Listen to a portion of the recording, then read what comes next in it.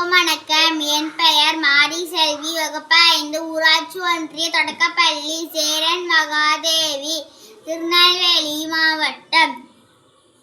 கற்கண்டு. சொற்றோர் அமைப்பு முறை. எழுவாய். தென்றல் நடனம் ஆடினாள்.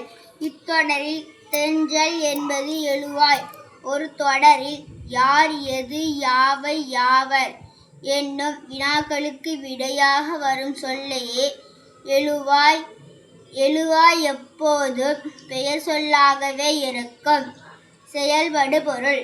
தென்றல் நடனம் ஆடினாள். இத்தொடரில் நடனம் என்பது செயல்படு பொருள்.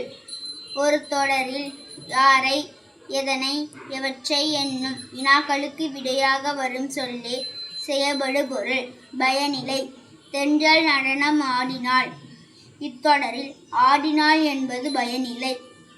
ஒரு தொடரை முழுமை பெற செய்யும் சொல்லையே பயனிலை என்கிறோம். எழுவாய், பயனிலை, செயல்படு பொருள் ஆகிய மூன்றையும் ஒரு தொடரின் பகுதிகள் ஆகும். எழுவாயோ செயல்படு பொருளோ வெளிப்படையாக இல்லாமல் தொடர் அமையும். எடுத்துக்காட்டு: நடனம் ஆடினாள். இத்தொடரில் எழுவாய் இல்லை. தென்றல் ஆடினாள்.